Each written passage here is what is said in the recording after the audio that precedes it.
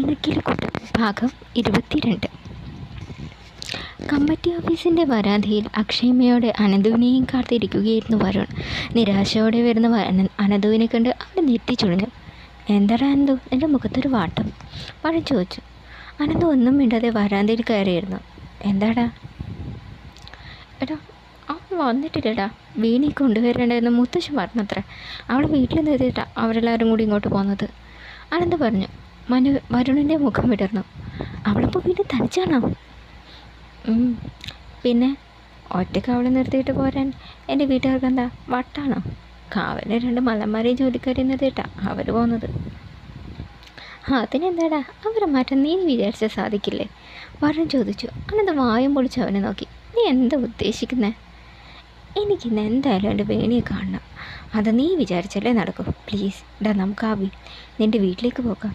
എടാ, നീ പറയുന്ന അവരെങ്ങാനും കണ്ടാൽ? അതിനല്ലേ നീ എന്തെങ്കിലും കാര്യം പറഞ്ഞ് നിനക്ക് അവരെ അവിടെ നിന്ന് മാറ്റിക്കൂടെ? അനന്ത് ഒന്ന് ആലോചിച്ചു. ശരി, വാ. ഇരുവരും നടന്നു.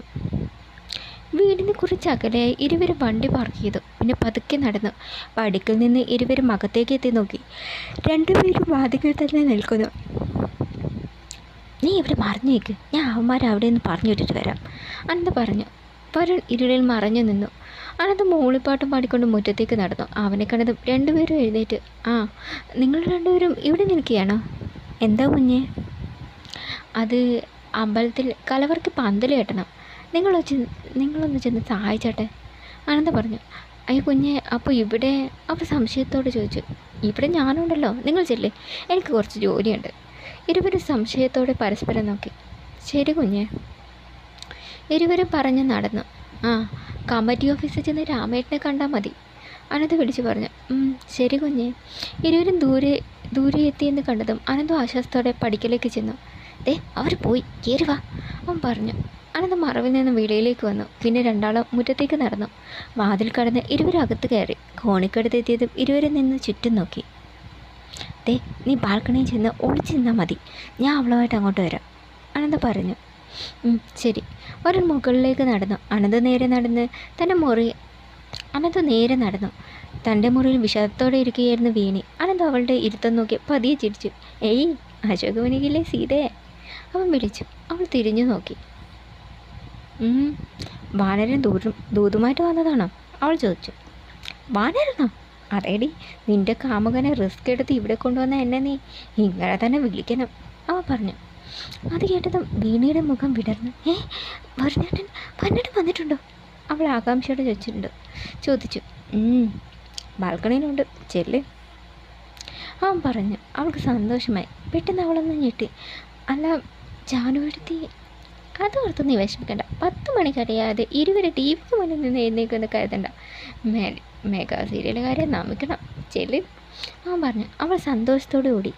പടികൾ കയറി ബാൽക്കണിയിലെത്തിയതും അവൾ നിന്ന് കിതച്ചു. വരണേട്ടാ, അവൾ വിളിച്ചു. ഒളിച്ചു നിന്ന വരുൺ മറവിൽ നിന്ന് പുറത്തേക്ക് വന്നു. അവനെ കണ്ടതും വീണിയുടെ സകല നിയന്ത്രണം നഷ്ടമായി. പൊട്ടിക്കരഞ്ഞുകൊണ്ട് അവൾ ഓടിച്ചെന്ന് അവനെ കെട്ടിപ്പിടിച്ചു. വീണി, എന്താ ഇത്? അവൻ അവളെ സമാധാനിപ്പിച്ചു. വരണേട്ട, ഞാൻ കേട്ടത് സത്യമാണോ? ഉത്സവം കഴിഞ്ഞ വരണേട്ടൻ അനുവിനെ വിവാഹം കഴിക്കുമെന്ന് വീട്ടുകാർ പറഞ്ഞെന്ന് ഞാൻ അറിഞ്ഞു. അത് സത്യമാണോ? അവൻ്റെ മുഖത്ത് ചിരി മാഞ്ഞു. അച്ഛൻ പറഞ്ഞപ്പോൾ എനിക്ക് എതിർത്തൊന്നും പറയാനായില്ല. അനു ഒരിക്കലും സമ്മതിക്കില്ലെന്ന് കരുതിയ അനു സമ്മതിച്ചാൽ ഞാൻ അവളെ വിവാഹം കഴിക്കുമെന്ന് പറഞ്ഞത്. പക്ഷേ അനു എൻ്റെ കണക്കൂട്ടിലെല്ലാം തെറ്റിച്ചു കളഞ്ഞു. വരണേട്ടനെ ഉപേക്ഷിക്കും, അവൾ ഇടർന്ന ശബ്ദത്തോടെ ചോദിച്ചു. എനിക്കതിന് സാധിക്കുമെന്ന് തോന്നുന്നുണ്ടോ? പിന്നെ നമ്മൾ എന്താ ചെയ്യുക? അവൾ ആശങ്കയോട് ചോദിച്ചു. അവൻ ഒരു നിമിഷം മൗനമായി. എല്ലാ കാമുകന്മാരും ചെയ്യുന്നത് പോലെ തന്നെ നമുക്ക് ചെയ്യാം, അവൾ മനസ്സിലാവാതെ അവനെ നോക്കി. ഒളിച്ചോട്ട്, അവൾ ഞെട്ടി. ഒളിച്ചോടാനോ? അതെ, നാളെ ഉത്സവത്തിന് അവസാന ദിവസം, അതുകൊണ്ട് തന്നെ നിന്നെ അവർ നാളെ കൊണ്ടുപോകാതിരിക്കില്ല. കൃത്യം 8 മണിയാകുമ്പോൾ എല്ലാവരുടെയും കണ്ണുവെച്ചിട്ട് നീ ഭൂപതിക്കോട്ടയിലെത്തണം. ഞാനും അപ്പോഴേക്കും അവിടെ എത്തും. 8:30 ചെന്നൈയിലേക്ക് ഒരു ട്രെയിനുണ്ട്, നമ്മളത് നാട് വിടുന്നു. എൻ്റെ ഒരു സുഹൃത്ത് ചെന്നൈയിലുണ്ട്, അവൻ നമുക്ക് വേണ്ട സഹായങ്ങളൊക്കെ ഒരുക്കി വെച്ചിട്ടുണ്ട്. വരുൺ പറഞ്ഞു. വേണിയാകെ വല്ലാത്തൊരു അവസ്ഥയിലായിരുന്നു. എന്താ വേണി നീ ആലോചിക്കുന്നത്? അവൻ ചോദിച്ചു. ഇതൊക്കെ ആരെങ്കിലും അറിഞ്ഞാൽ? ആരും അറിയില്ല. നമുക്കില്ലാതെ ഇതല്ലാതെ വേറെ മാർഗമില്ല വേണി. അവൾ വിഷമത്തോടെ മുഖം കുനിച്ചു. എന്താ നിനക്കെന്നെ വിശ്വാസമില്ലേ? ഉണ്ട്, പക്ഷേ എല്ലാവരെയും വേദനിപ്പിച്ചിറങ്ങി പോകുന്നത് ഓർത്തപ്പോൾ എന്തോ നെഞ്ചിലൊരു നീറ്റൽ. ഒന്നുകൊണ്ട് നീ വിഷമിക്കണ്ട. ഒരു 2-3 വർഷം കഴിഞ്ഞ് നമ്മൾ ഇങ്ങോട്ട് തന്നെ തിരിച്ചു വരും. അപ്പോഴേക്കും എല്ലാവരുടെ ദേഷ്യമൊക്കെ അവസാനിച്ചിരിക്കും. എന്താ? വീണൊന്ന് ആലോചിച്ചു, പിന്നെ തലയാട്ടി. ഇരുവരും ചിരിച്ചു. ഹലോ, കഴിഞ്ഞില്ലേ? അനന്ത അവിടേക്ക് വന്നു. അവരൊക്കെ ഇപ്പോൾ ഇങ്ങെത്തും. സംസാരിച്ചത് മതി, നമുക്ക് പോകാം, അനന്ത പറഞ്ഞു. വരുണും വേണിയും വിഷമത്തോടെ പരസ്പരം നോക്കി.